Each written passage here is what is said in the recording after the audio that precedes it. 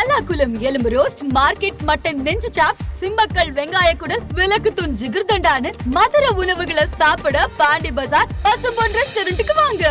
நல்ல வெரைட்டியா ருசியா சாப்பிடலாம். Hola!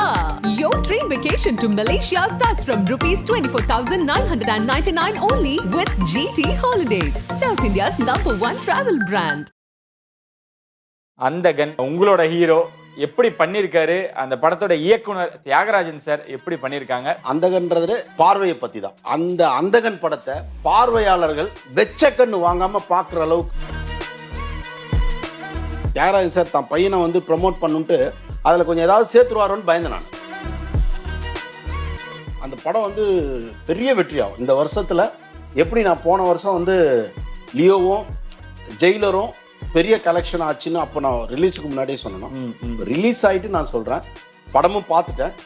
நிச்சயமாக பிரசாந்தோட கேரியரில் இது ஒன் ஆஃப் த சிம்ரன். ஏன்னா என்னுடைய படத்தோட ஜோடி ரெண்டும் ஜோடி அதுங்க. இந்த படத்தை இப்போ யார் அதிகமாக ஓட வைப்பாங்க தெரியுமா? யாரு சார்? அஜித் ஃபேன்ஸுங்க அந்தகன் அதிகமாக ஓட வைப்பாங்க. கோர்ட்ல வந்து அவர் எந்திரிச்சு அது வந்து இது ரிலீஸ் ஆனா கூட இவருக்கு வேல்யூ இருக்காது. விஜய் சாரால திருப்பி லைஃப் வந்ததுன்ற மாதிரி ஆயிடும். இப்ப என்னன்னா தன்னுடைய சொந்த திறமையில வந்து அடிச்சிட்டாரு. தியாகராஜன் சார் என்கிட்ட என்ன சொன்னார்னா, கோட் படம் கமிட் ஆகும்போது என்கிட்ட சொன்னாரு, பெரிய படம் காம்பினேஷன் பண்றாரு சார் அப்படின்னாரு. அப்படியே சார் அப்படின்னு யாருன்னா விஜய், அஜித், பிரசாந்த் அப்படின்னாரு.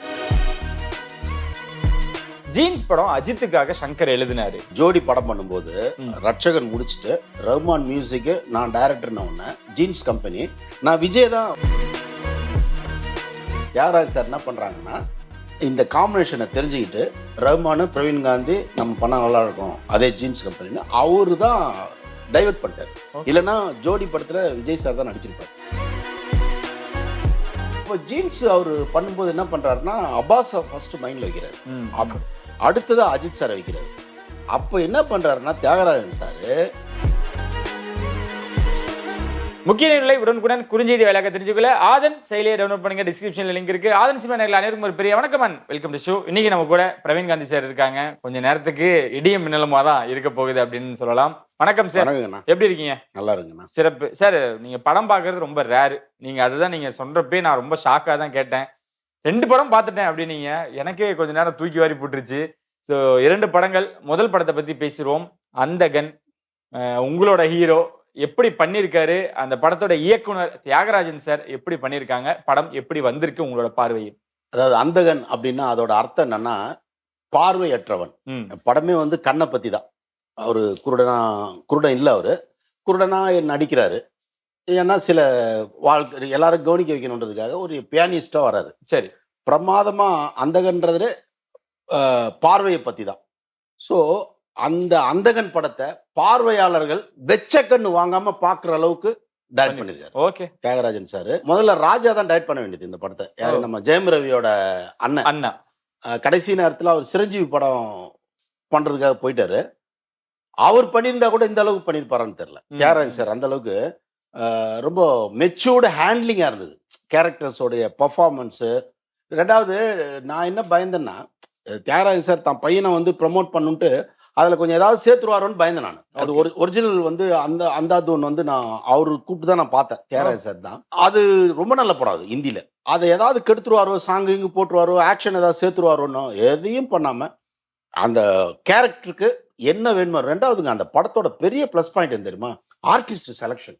சிம்ரன் ஆகட்டும், கார்த்திக் ஆகட்டும், சமுத்திரகனி ஆகட்டும், யோகி பாபு, ஊர்வசி, கே.எஸ். ரவிக்குமார், வனிதா, மனோபலா சாரு, எல்லாருமே பர்ஃபெக்ட் சாய்ஸ். அந்த படம் வந்து பெரிய வெற்றியாகும் இந்த வருஷத்துல. எப்படி நான் போன வருஷம் வந்து லியோவும் ஜெயிலரும் பெரிய கலெக்ஷன் ஆச்சுன்னு அப்போ நான் ரிலீஸுக்கு முன்னாடியே சொன்னேன். ரிலீஸ் ஆகிட்டு நான் சொல்றேன், படமும் பார்த்துட்டேன்.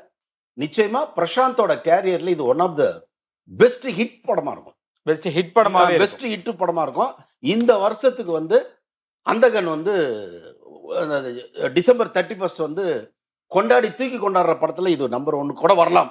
Okay okay. ஏன்னா பிரசாந்துக்கு அந்த டைம் ஸ்டார்ட் ஆயிடுச்சு. அதனாலதான் கோட்டுக்கும் வந்துட்டாரு. ஓகே. அடுத்த இதுல படம் பூரா கோட்டு போட்டு இருந்தவர் கோட்லயும் என்ட்ரி கொடுத்துட்டாரு. அதனால இந்த வருஷம் வந்து பிரசாந்த் அவர்களுக்கு ஏன்னா நான் ஸ்டார் படத்தில் வச்சு அவரை டைரக்ட் பண்ணேன். டாப் ஸ்டார் அப்படிங்கிற அந்த பேர் வந்து வரும்போது இவ்வளோ நாள் கேப்புக்கு அப்புறம் எங்கேயாவது, ஏன்னா இப்போ சோஷியல் மீடியால கழுவி ஊத்துறதுக்கு ஒவ்வொருத்தனும் வந்து டாக்டரேட் வாங்கி வச்சிருக்கான். கழுவி ஊத்துறதுல ஓகே ஒவ்வொருத்தரும் டாக்டரேட். சரி யாரு தி பெஸ்ட் கழுவி ஊத்துறது யாரு அப்படின்னு அவங்க வந்து கப்சிப்புன்னு கழுவி ஊத்துறவன் வாயெல்லாம் கப்சிப்புன்னு ஆக்குற மாதிரி ஒரு படத்தை பண்ணிட்டாங்க. உண்மையிலேயே ஹேட்ஸ் ஆஃப் தியாகராஜன் சாருக்கு, ஹேட்ஸ் ஆஃப் பிரசாந்த் அவர்களுக்கு, சிம்ரன். ஏன்னா என்னுடைய படத்தோட ஜோடி, ரெண்டும் ஜோடி அதுங்க. அப்போ நான் பார்க்கும்போது அது இவ்வளோ வருஷம் கழிச்சு ஸ்க்ரீனில் அவங்கள பார்க்குறேன். இன்றைய ரசிகர்களே வேற, ஆனால் இன்றைய ரசிகர்களுக்கும் அவங்க தீனி போட்டுட்டு இருந்தாங்க. திரையில் தீனியை போட்டு கொண்டிருந்தார்கள் இருவரும் 22 வருஷத்துக்கு அப்புறமும். அதை பார்க்கும்போது எனக்கு I am so happy. Really வந்து அந்தாகன் வந்து எனக்கு இன்னொன்றுங்க, தியேட்டரில் ரசிகர்கள் படம் பார்த்து உற்சாகம் அடையிற, அதுவும் இந்த ஜாதி இல்லாமல், அடுத்து ஒரு ஜாதிக்கு வருவோம், ஜாதி இல்லாம ஓவர் வயலன்ஸ் இல்லாம, இந்த ராயன் மாதிரிலாம் ஓவர் வயலன்ஸ் இல்லாம ஒரு ஒரு ஒரு ஒரு பிரில்லியன்ட் ஃபிலிம், ஒரு ரசிக்கக்கூடிய படம். அங்கங்க சிரிச்சுக்கிட்டு ஒரு என்ஜாய் பண்ணிட்டு ஒரு த்ரில்லா இருந்துகிட்டு அண்டு படமே பார்த்தீங்கன்னா ஒரு நல்ல ஒரு ஹைஃபையா இருக்கு படம். படம் பார்க்கும்போது இல்லை அந்த விஷுவல்ஸு, ஆர்டிஸ்டுங்களோட காஸ்டியூம்ஸ், ஆர்டிஸ்ட் செலெக்ஷன் தான் அந்த படத்துல டாப். யோகி பாபு எல்லாமே நம்பர் 1, எதுவுமே வந்து குறைய சொல்ல முடியாது. ஓப்பனிங் ஒரு 10-15 நிமிஷம் மட்டும் அப்படியே போகும் படம். அந்த ஒரு ஒரு மர்டர் ஒன்று நடக்கும் கதையில, கார்த்திக் சார் மர்டர் ஒன்று நடக்கும். அதுல இருந்து பிடிச்சா மவனை எண்டு வரைக்கும் குதிரை ஓடிக்கிட்டே இருக்கு. ஓகே, அந்த அளவுக்கு பண்ணிட்டாங்க. Really hats off. என்னன்னா இந்த படத்தை இப்ப யார் அதிகமா ஓட வைப்பாங்க தெரியுமா? யாரு சார்? அஜித் ஃபேன்ஸுங்க அந்தகன் அதிகமா ஓட வைப்பாங்க. என்ன சார் இது லாஜிக்கே இல்லாம இருக்கே. ஜெயிலர் படத்தை வந்து ஓட வச்சாங்க, ஞாபகம் இருக்கா? ஜெயிலர் படத்தை அதிகமா வந்து ப்ரமோட் பண்ணது வந்து அஜித் சாரோட ஃபேன்ஸ் தான். ஏன்னா விஜய பிரேக் பண்ணோம் அப்படின்றது தான். இப்போ என்னன்னா விஜயா அஜித்தான்னு இருக்குல்ல, பிரசாந்த் வந்து என்னன்னா ஒரு காமனா இருக்கிறதுனால அவர் என்ன பண்ணுவாங்க, வேணா அஜித் ஃபேன்ஸுங்க சப்போர்ட் பண்ணுவாங்க. அப்படிங்களா? ஆமாமா, அஜித் ஃபேன்ஸுங்க சப்போர்ட் பண்ணி இந்த படத்தை வந்து பெரிய ஹிட் ஆக்குவாங்க. இன்னும் சொல்ல முடியாது, ரஜினி சார் ஃபேன்ஸ் கூட சப்போர்ட் பண்றதுக்கு வாய்ப்பு. ஏன்னா அவர் மேல எந்த ஒரு கலரும் கிடையாது, பிரசாந்த் மேல எந்த ஒரு கலருமே கிடையாது, பூசிக்கவும் மாட்டாரு. எதுவும் பூசிக்கவும் மாட்டாப்ல. ரொம்ப நல்ல குட் கேரக்டர். அன்பார்ச்சுனேட்லி ஃபேமிலியில மட்டும் கொஞ்சம் மேரேஜ்ல கொஞ்சம் பிரச்சனை வந்ததுனால கொஞ்சம் அவர் வந்து கேப் ஆகி போச்சு. ஆனா அந்த உடம்ப மெயின்டைன் பண்ணது, பிசிக்கலா பக்காவா இருக்காரு, கொஞ்சம் இதுவா இருக்காரு. ஒரு அந்த கேரக்டருக்கு எந்த வகையிலுமே நமக்கு தப்பு சொல்ல முடியல. மெயின் அதுதான். பிரசாந்த் வந்து இவ்வளவு கேப்புக்கு அப்புறமா நமக்கு கேப்பே தெரியலங்க. எனக்கு என்ன ஆச்சரியம், நான் தியேட்டர்ல ஒரு சின்ன கேப் வரும் நமக்கு, அது சுத்தமா தெரியாத அளவுக்கு எடுத்த உடனே ஒரு இன்வால்வ்மெண்ட் கதையில கையை பிடிச்சி கூட்டு வந்துட்டாங்க. கூட்டு வந்துட்டு மேக்கிங் வந்து பிரமாதமா பண்ணியிருக்காரு. சரி, ஸோ ஓவராலா திரு பிரசாந்த் அவர்களுக்கு அந்தகன் ஒரு வரவேற்பு தந்து, அதான் அந்த வருது இந்த வருதுன்னு ரொம்ப நாள் சொல்லிட்டு இருந்தாங்க. அது ஆக்சுவலி எடுத்து பாத்தீங்கன்னா 2 வருஷம் ஆயிடுச்சு அந்த படம் முடிச்சு. அப்ப இருந்து எப்போ வருது அந்த வருது இந்த வருதுன்னு இருக்கும்போது கரெக்டான நேரத்துக்கு வந்து இப்ப என்ன பிளஸ்னா இப்ப வந்து ஹிட் ஆயிடுச்சு பாத்தீங்களா. கோட்ல வந்து அவர் எந்திரிச்சு அது வந்து இது ரிலீஸ் ஆனா கூட இவருக்கு வேல்யூ இருக்காது. விஜய் சாரால திருப்பி லைஃப் வந்ததுன்ற மாதிரி ஆயிடும். இப்ப என்னன்னா தன்னுடைய சொந்த திறமையில வந்து அடிச்சுட்டா இருப்பாங்க. அது ஒரு கட்ஸ் தானே சார்? கட்ஸ் தான். இல்ல உண்மையிலேயே நான் என்ன நினைச்சேன்னா, தியாகராஜன் சார் என்கிட்ட என்ன சொன்னாருன்னா, கோட் படம் கமிட் ஆகும்போது என்கிட்ட சொன்னாரு, பெரிய படம் காம்பினேஷன் பண்றாரு சார் அப்படின்னாரு. அப்படியா சார் அப்படின்னா, யாருன்னா விஜய், அஜித், பிரசாந்த் அப்படின்னாரு. சார் என்ன சார் இது, ஆடியன்ஸுக்கு அல்வாவை வந்து மொத்தமா இருக்கிறீங்க, இடியா இருக்கிற மாதிரின்னு சொன்னாரு அவரு. 3 பேர் காம்பினேஷனுக்கு ஒரு பெரிய கம்பெனி ட்ரை பண்ணுது அப்படின்னு. சூப்பர் சார்ன்னு. அப்புறம் பார்த்தா அவர் அஜித் சார் இல்ல, பிரபுதேவா இருக்காரு போல் இருக்கு. சார் என்ன சார் இவ்வளவு பெரிய எக்ஸ்க்ளூசிவ் சாதாரணமா கொடுத்துட்டீங்க? இல்ல அவர் சொன்னது, தியாகராஜன் சார் என்கிட்ட சொன்னது அதுதான். இதுலதான் வராரு, இது வந்ததுக்கு அப்புறம் நாங்க வந்து கோட் வில்லான் இருக்கேன், அதனால நான் கோட்டை ஹோல்டு பண்றேன் அப்படின்னு சொன்னாரு. அப்புறம் பார்த்தா விஜய் சார்ன்றது அதுவே சூப்பர் தானே. அது அல்டிமேட். இது விஜய் சார்ன்றது ஒரு ரீசனபிள் தானே, கவனிக்கப்பட்டார்ல. இப்போ இந்த ஒரு 6-8 மாசமா விஜய் சாரோட ஒரு சாங்ல ஆடினாரு, அங்க இருந்தே அவர் ஒரு பிரைட் ஆயிட்டாரு. அங்க இருந்தே ஒரு பிரைட் ஆயிட்டாரு. ஸோ அப்புறம் ஆடியோ அவர் ரிலீஸ் பண்ணி கொடுத்தாரு. ஸோ இப்போ விஜயோட ஃபேன்ஸுங்களும் பார்த்தீங்கன்னா ஒரு ஒரு லவபிள் வந்திருக்கும். இப்போ அஜித்தோட ஃபேன்ஸுங்க எல்லாம் ஒரு காமனா இருக்கிறதுனால இதெல்லாம் மீறி படம் நல்லா இருக்கு. புரியுது. படம் நல்லா இல்லைன்னு வச்சுங்க, யார் சப்போர்ட் இருந்தாலும் வேலைக்கு ஆகாது. படம் நல்லா இருக்கிறதுனால கேப் இருக்கிறதுனால நிச்சயமா இது ஆகஸ்ட் நான் இப்போ தான் தியாகராஜன் சார்கிட்ட ஃபோனில் பேசலான்றேன். ஏன் சார் ஆகஸ்ட் 15 வந்திருக்கலாமே, கெத்தா இருந்திருக்குமேன்னு தெரியல. அவர் தேட்டருக்கு கிடைக்குமா என்ன குழப்பத்தில் விட்டாரா என்னன்னு தெரியல. பட் படம் நல்லா சஸ்டெயின் ஆகும். கிட்டத்தட்ட எனக்கு தெரிஞ்சு ஒரு மாசம் தியேட்டர்ல ஓடும் இந்த படம். அந்தகன் 100% ஒரு மாசத்துக்கு தியேட்டர்கள்ல ஹோல்டு பண்ணும். சரிங்க சார், எல்லா நடிகர்களோட ரசிகர்களும் சப்போர்ட் பண்ணுவாங்க அப்படின்னீங்க. ஆனா சமூக வலைத்தளங்கள்ல ஒரு 4-5 நாளா ஒரு விஷயம் வந்து வளம் வந்துட்டு இருக்கு. நம்ம அவங்க டீம்கிட்ட இதை பத்தி கேட்கவும் முடியல. அதுக்கான ஒரு கிளாரிபிகேஷனா இருக்கட்டும்னு அந்த கேள்வி உங்க முன் வைக்கிறேன். ஜீன்ஸ் படம் அஜித்துக்காக சங்கர் எழுதினாரு. சோ அதுல வந்து ஏதோ ஒரு விஷயம் திணிக்கப்பட்டு அதுல பிரசாந்த் அவர்கள் நடிக்கக்கூடிய வாய்ப்பு வந்திருக்கு அப்படின்னு ஒரு விஷயம் வந்துகிட்டு இருக்கு. எது சார், எப்படி எடுத்துக்கிறது இதை? ஏன்னா இப்ப அஜித் அவர்களுக்கே இந்த விஷயம் தெரியுமான்றதே தெரியல. இந்த விஷயம் ஏன் இப்ப சமீபத்துல அதிகமா பரவி லைக் நீங்க இப்ப சொல்றீங்க அஜித் ரசிகர்களே பிரசாந்துக்கு சப்போர்ட் பண்ணாங்க அப்படின்ட்டு, இதெல்லாம் எதனால வெளியே வருது? எதனால?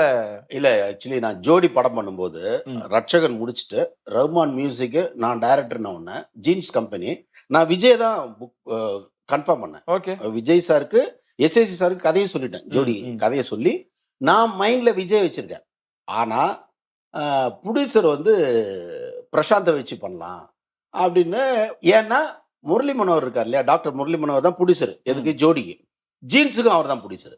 ஸோ அவர் என்ன பண்றாருன்னா, இது என்னன்னா தியாகராஜன் சாருடைய ஒர்க். இதெல்லாம் புரியுது. தியாகராஜன் சார் என்ன பண்றாங்கன்னா, இந்த காம்பினேஷனை தெரிஞ்சுக்கிட்டு ரஹ்மானு பிரவீன் காந்தி நம்ம பண்ண நல்லா இருக்கும் அதே ஜீன்ஸ் கம்பெனின்னு அவரு தான் டைவர்ட் பண்ணிட்டாரு.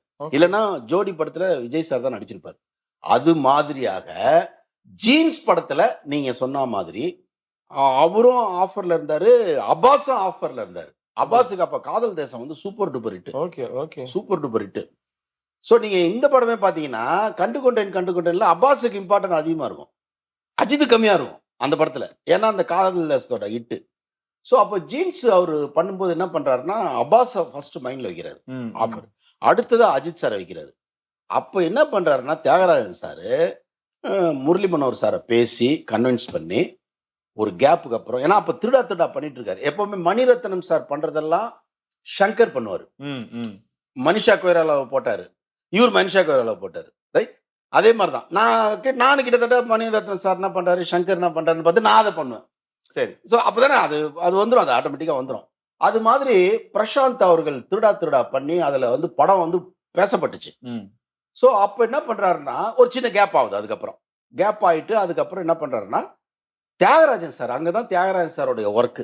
பிரசாந்த் ஏன் வந்து ரைஸ் ஆனார்னா தியாகராஜன் சாருடைய ஒர்க். அதெல்லாம் அவரு போய் டாக்டரை கன்வின்ஸ் பண்ணி, ப்ரொடியூசர் வந்து சங்கரை கன்வின்ஸ் பண்ணி, அப்புறம் சங்கருக்கு ஆபீஸா அவரோட வீடு கொடுக்குறாங்க. ஓகே, சங்கரோடைய ஆபீஸ் இருக்கு இல்லையா, அது வந்து யாருன்னா பிரசாந்த் சாருடைய வீடு தான் அவருடைய ஆபீஸாவே செயல்பட்டுச்சு. தூக்கி கொடுத்துறாரு. எனக்கு படம் பண்றதுக்கு நீங்க கொடுத்துட்டீங்கன்றதுனால ஆபீஸே அவர் கொடுத்தாரு. கிட்டத்தட்ட சங்கருடைய ஒரு 4-5 வருஷம் அங்கதான். இவர் என்ன பண்ணிட்டாருன்னா பின்னாடி இருக்கிற இடத்துல இவருக்கு அப்படியே ஷிஃப்ட் ஆயிட்டாரு. தான் பையனுக்காக என்னென்ன பண்றாரு பாருங்க. பெரிய பங்களா, அது பங்களாவை வந்து சங்கருக்கு ஆபீஸா கொடுத்துட்டு முதல்வன்லாம் அங்கதான் இருந்தாங்கன்னு நினைக்கிறேன். ஐ திங்க் அது வரைக்கும் இருந்தாங்க.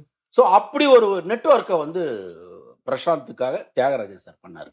ஸோ உண்மைதான் அது வந்து வேற அஜித்துக்காக எழுதப்பட்டு மேபி அஜித்தோட டேட்ஸ் இல்லாம இருந்திருக்கலாம், இல்ல இவங்க பேசி கொடுத்த ப்ரெஷர்ல அந்த இதுல வந்து சங்கர் கன்வின்ஸ் ஆயிருக்கலாம். ரெண்டாவது சங்கருக்கு அப்ப என்ன தேவைப்பட்டுச்சுன்னா எந்த ப்ரெஷரும் இல்லாத ஒரு ஹீரோ தேவைப்பட்டார். ஏன்னா அந்த படம் வந்து ஃபாரின் டபுள் ஆக்ஷனு அப்படிலாம் இருக்கும்போது கூட ஐஸ்வர்யா ராயினும் போது ஒரு சாக்லேட் பாய் மாதிரி ஒண்ணு வேணும்ன்றதுனால அவருக்கு பிரசாந்த் வந்து கன்வின்ஸ் ஆயிருக்கலாம். பட் எனிவே அது ஒரு திரு அஜித்துக்கும் அப்பாஸுக்கும் மைண்ட்ல வச்சு எழுதப்பட்ட கதை தான் அது. ஓகே, கடைசியா அது ஜீன்ஸ் வந்திருக்கு. அது அவங்கவுங்க ஜீன்லயே எழுதிருக்குங்க.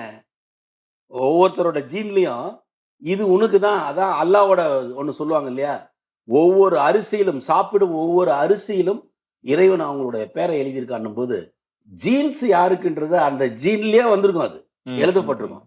அது பிரசாந்த்னு இருக்கு.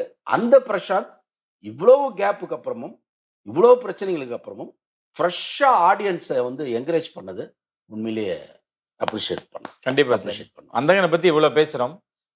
இங்க அந்த அப்பா மகனோட அந்த உறவுன்னு ஒண்ணு இருக்குல்ல சார். ஏன்னா எல்லாருமே வந்து எவ்வளவு தூரம் பாராட்டணும் கூட சிலர் சொல்லுவாங்க பிரசாந்த் அவர்கள் நடுவில் டவுன் ஆனது காரணம் அவங்க அப்பா தான் அப்படின்லாம் சொல்லுவாங்க.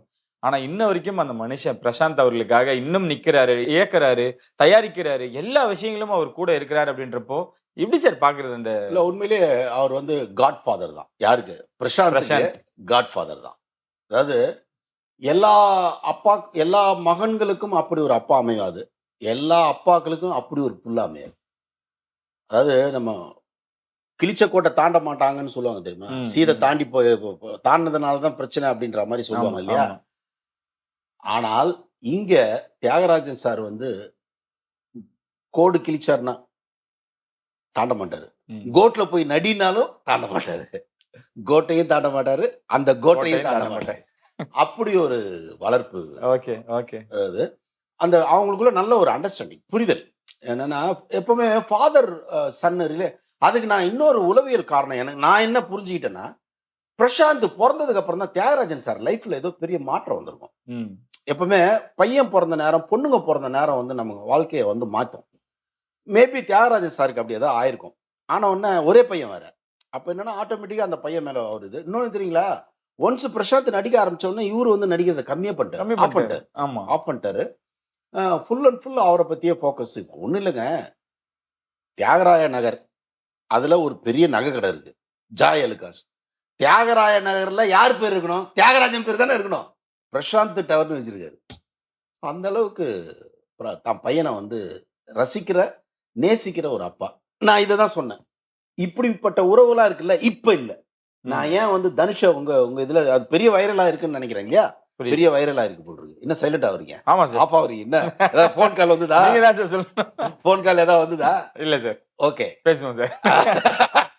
ஒண்ணும் இல்ல, அந்த அப்பா பையன் ரிலேஷன் இருக்குல்ல, அது மாதிரி நான் எல்லா அப்பாவும் பையனும் இருக்கணும்னு ஆசைப்படுறேன். ஓகே, அந்த அது அவங்களே இப்போ பிரசாந்த் வந்து அப்பா முன்னாடி உட்கார கூட மாட்டாரு. அதே மாதிரி இவரு சாருன்னு தான் சொல்லுவார் பிரசாந்த். பிரசாந்த் சார் வந்துருவார் சார் அப்படின்னு. சாரு அப்போ நம்மளும் ஆட்டோமேட்டிக்கா சாருன்னு சொல்லிடுவோம். அந்த மாதிரி இருக்கணும்னு நினைக்கிறேன் நான். ஃபாதர் அண்ட் சன் ரிலேஷன் நீங்க தான் கேட்டீங்க. ஆமா, ஓகே, நீங்க தான் இப்ப மாட்டிருக்கீங்க. அப்போ இப்படி ஒரு ரிலேஷனை கெடுத்தது யாரு? இப்ப அந்த மாதிரியான ஒரு உறவுகள் பசங்க கிட்ட இல்லாம போனதுக்கு யாருன்னு பார்த்தா துள்ளுவத இளமைக்கு அப்புறம் தான் இது நடந்ததுன்னு உங்ககிட்ட நான் சொன்னேன். Okay sir. இப்ப வந்துச்சா, கனெக்ட் ஆயிடுச்சா? ஆனா இன்னமும் சிலர் அப்படி இருக்காங்க, நான் அதை ஏத்துக்கிட்டு தான் ஆகணும். கம்மி இருக்கு. நீங்க கிராமங்கள்ல போனீங்கன்னா இருப்பாங்க. கிராமங்கள்ல அதான் சார் கலாச்சாரம் கத்து கொடுத்தாங்கன்னு வச்சுங்களேன், இதெல்லாம் வந்துடும். நீங்க கலாச்சாரமே இல்லாம ஜெயிச்சிரு படி அவன் பாரு இவன் பாருன்னு கம்பேர் பண்ணீங்கன்னா பையன் காண்டாயிடுவான், பையன் கடுப்புலயே சுத்துவான், எப்படா இவங்களை பிச்சுன்னு ஓடலான் இருப்பான். அப்ப என்னன்னா ஃபர்ஸ்ட் கலாச்சாரத்தை கத்து கொடுக்கணும். ஒரு பையனை வளர்க்கறதுன்றது அவன் ஜெயிக்கிறதுக்கு இல்ல, அவன் இங்க இந்த பூமியில அவன் வந்து சக்சஸ்ஃபுல் மனுஷனா வாழணும். வெற்றியாளன் பணம் வரும் சார். வெற்றியாளன் என்ன சார் வரும்னு நினைக்கிறீங்க? பணம் வந்து உங்களுக்கு செலவு பண்றதுக்கே நீங்க நல்லவனா இருந்தா அதை நீங்க கரெக்டாவே செலவு பண்ணுவீங்க. உங்களுக்கு கிட்ட கோடியா பணம் இருக்கு, தப்பா வளர்த்து வச்சிருக்கீங்க. அப்ப என்ன ஆகும் அந்த பையன்? அப்ப எது ஃபர்ஸ்ட் சொசைட்டில? பையனை சரியா வளர்க்கறது தான். அப்போ அப்பாவும் பையனும் அந்த ஒரு மரியாதை இருக்கணும். அது தியாகராஜ சார் கிட்டயும் பிரசாந்த் அவர்கள்கிட்டயும் இருக்கும். அதே மாதிரி அவங்க அம்மாவும் பயங்கர ஒரு பாசம். அதே மாதிரி இவரு சார் வந்து தியாகராஜ சார் வந்து அவங்க ஒய்ஃப் மேல, பிரசாந்த் அம்மா மேல பெரிய மரியாதை. சாந்தி அவங்க கம்பெனி அவங்க பேர்ல தான் வரும். ஸோ ஒரு ஸ்டேஜுக்கு அப்புறம் அவர் வந்து தனக்காக வாழாம ஃபேமிலிக்காக வாழ்றாரு பாருங்க. இன்னைக்கு அவர் என்ன ஏஜ் இருக்குன்னு நினைக்கிறீங்க தியாகராஜ சாருக்கு? 70 இருக்கும் சார். 70 இருக்குமா? 70+ கண்டிப்பா. 78. அது சொல்லி 2 வருஷம் ஆகுது எனக்கு. சார் ஆடி போயிட்டார். சார் என்ன சார் நீங்க அப்படின்னு. ஏன் பிரவீன் என்னங்க கத்து, உடம்பு நல்லா மெயின்டைன் பண்ணுவாரு. அதெல்லாம் உளவியலா என்ன காரணம்னா அந்த குடும்பங்களை நேசிக்கிறது, பையன் மேல அஃபெக்ஷனு, நம்ம பையனுக்கு ஏதாவது ஒன்று பண்ணணுன்ற அந்த வெறி, அதெல்லாம் தான் அவர் இன்னும் இளமையா இருக்காரு. ஸோ அதனால அவர் ஒரு தமிழ் சினிமாவுக்கு தியாகராஜனும் தியாகராஜன் சாரும் பிரசாந்த் அவர்களும் ஒரு ரோல் மாடல். இப்படிதான் இருக்கணும். பையன் வந்து ஒரு வகையில கௌரவப்படுத்துறாரு, பையனுக்கு அப்பா ஒரு வகையில கௌரவப்படுத்துறாரு.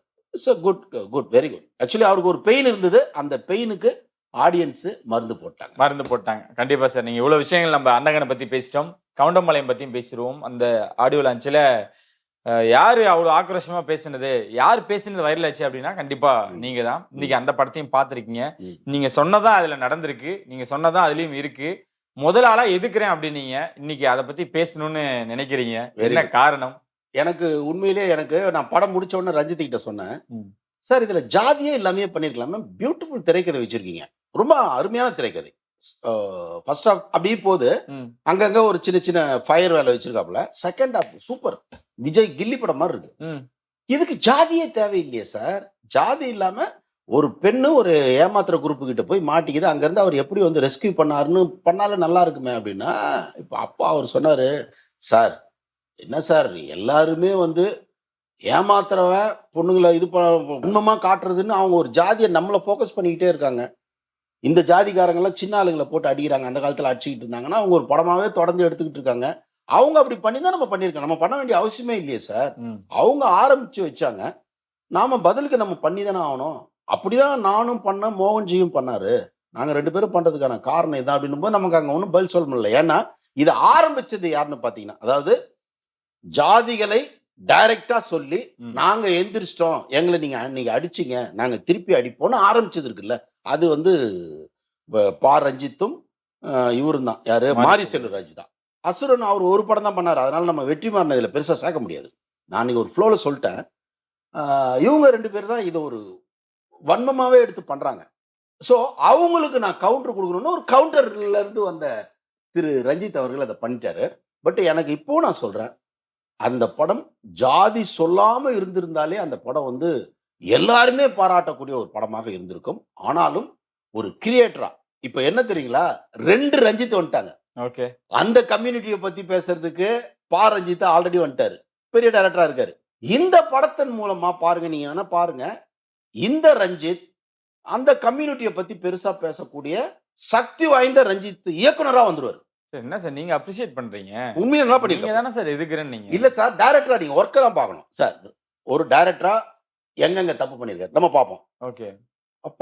படமா பார்க்கும்போது ஃபர்ஸ்ட் கிளாஸ் திரைப்பதை. இன்ட்ரோல ஒரு ட்விஸ்ட், சரி. அந்த ட்விஸ்ட பேஸ் பண்ணி அப்படியே டேக் ஆஃப் பண்ணி கிளைமேக்ஸ்ல 2-3 ட்விஸ்ட், அடேங்கப்பா திரைக்கதை பின்றாப்பல் அங்கங்க டயலாக் எல்லாம் போகுது. ஆனாலும் ஒரு நெருடல் இருந்துகிட்டே இருந்தது. என்னடா இவ்வளவு இருந்தது, இது எதுக்குடா ஜாதி இல்லாம இருந்தா எல்லாரும் இல்ல தூக்கி வச்சு கொண்டாடுவானுங்கன்னு எனக்கு தோணுச்சு. இப்ப தோணுனதுக்கு அப்புறம் அவரு என்ன கேட்ட கேள்விக்கு எனக்கு பதில் இல்லை. அவங்க அப்படி பண்ணும்போது நாம பண்றதுல என்ன தப்புன்னு கேக்குறாரு. அப்ப அதே தப்பதான் நீங்களும் பண்ணுவீங்களா? நீங்க திரும்ப கேட்டிருந்தீங்கன்னா நான் கேட்டேன். அவங்க வந்து நிறுத்தினாங்கன்னா நாங்க அவனை நிறுத்த சொல்லு, நான் நிறுத்துறேன்ட்டு நம்ம நாயகன் படத்துல கமல் சார் ஒரு டயலாக் ஒண்ணு பேசுவார், பொண்ணு கிட்ட சொல்லுவாரு, அவனை நிறுத்த சொல்லு நான் நிறுத்துறேன்னு. கிட்டத்தட்ட இந்த ரஞ்சித் வந்து சொன்னது, அந்த ரஞ்சித்தை நிறுத்த சொல்லுங்க நான் நிறுத்துறேன் அப்படின்ட்டு இது பண்ணிட்டு இருந்தது. ஒன்றும் என்னால் ஒன்றும் பேச முடியல. ஒரு படம் போராடி தேட்டருக்கு வரதை போயிட்டு நிறுத்தணுமான ஒன்று இருக்கு, வம்பு வளர்த்து நீங்க ஜாதி படம் வரக்கூடாது சண்டை போடலாம், எனக்கு அது மனசு வரல. சரி, இதுக்கப்புறம் மக்கள் பார்த்து மக்கள் ஓட வச்சாதான், இதுக்கப்புறம் மக்கள் கையில தானே இல்லையா. நம்ம என்னதான் அந்த படத்தை பத்தி பேசினாலும் மக்கள் ஒத்துக்கிட்டாதான் அது வெற்றி படம். அப்போ மக்கள் கையில ஒப்படைச்சாச்சு, மக்கள் டிசைட் பண்ணிட்டோம். நீ வந்து இவ்வளவு ஜாதியை பத்தி ஏன் எடுத்த, இல்ல எடுத்ததுனால பாராட்டி ஓட வச்சாலும் ஓகே, இல்ல நீங்க ஏன் ஜாதியெல்லாம் இனிமே ஜாதி படங்களே நாங்க பார்க்க மாட்டோம்னு மக்கள் முடிவு எடுத்தாங்கன்னா மக்கள் தான் இனிமே டிசிஷன். நம்ம வந்து அதை நிறுத்தலாம் சத்தம் போடலாம். இந்த ரஞ்சித் அவர்களோட படத்தோட ரிசல்ட்டை பார்த்துட்டு நீங்களே கண்டிப்பா அவர்கிட்ட பேசணும், மக்கள் உங்களை ஏத்துக்கல, மக்கள் உங்களை நிறுத்த சொல்றாங்க அப்படின்ற ரிசல்ட் அவங்க கொடுக்குறாங்கன்னா அதை அப்படியே நீங்க ஷேர் பண்ணணும். என்னன்னா படம் நல்லா இருக்கு, நல்ல ரிப்போர்ட்டா இருக்கு, எல்லா இடத்துலயும் நல்ல ரிப்போர்ட். நான் கேட்டேன், நானு எல்லா இடத்துலயும் நல்லா, அத பர்டிகுலரா அந்த சேலம் அந்த இருக்குல்ல தர்மபுரி கவுண்டர்கள் நாயக்கர்கள் அதிகமா இருக்காங்க இல்லையா, அந்த ஏரியாக்கள்ல பெரிய ஓப்பனிங் இருக்கு. டெக்னீஷியனா நீங்க பாராட்டுறீங்க? டெக்னீஷியன் பாராட்டுறேன், அவ்வளவுதான். அதை தவிர நான் ஒரு சமுதாயத்துல இருந்து இந்த படம் வேணுமான்னு கேட்டா தயவு செய்து அதெல்லாம் வேணான்றதுதான் என்னுடைய பார்வை. ஒரு டெக்னீஷியனா நான் அந்த படத்தை, அவர் ஒரு டைரக்டரா எவ்வளவு ஒரு மெஷர்மெண்ட் வச்சு எழுதியிருக்காரு ஸ்கிரிப்ட், அதை நம்ம பாராட்டி தானே ஆகணும். அந்த வகையில நான் பாராட்டினேன். எதிர்காலத்தில் ரஞ்சித் அவர்கள் அதுக்குள்ளேயே சுத்தாம வெளியே தாவி வந்து வேற நல்ல படம், ஏன்னா நல்ல சினிமா நாலேஜ் இருக்கு அவருக்கு. அந்த படம் பார்க்கும்போது எனக்கு என்ன தோணுச்சுன்னா, மெஷர்மெண்ட் கையில வச்சிருக்காரு. இந்த சீனை இதோட நிறுத்திக்கலாம், இவ்வளவு போதும், இங்க ட்விஸ்ட் வைக்கலாம், அதெல்லாம் தெரிஞ்சு லாங்குவேஜ், சினிமா லாங்குவேஜ் தெரிஞ்சிருக்கு. அதனால என் எதிர்காலத்தில் இந்த ரஞ்சித், அந்த ரஞ்சித் செய்யற தப்ப இவர் செய்ய மாட்டாரு, இவரு வேற ரூட் எடுத்து மாத்தி போகணும். ரஞ்சித்தும் மாறினா எனக்கு ரொம்ப சந்தோஷம். தங்கலான் ரிலீஸ் ஆனதுக்கு அப்புறம் நம்ம பேசுவோம் சார், அது நிச்சயமா கண்டிப்பா நம்ம பேசுவோம். தங்கலானுக்கு அப்புறம் இந்த படைப்பை பத்தி நிறைய விஷயங்கள் பேசுவோம்.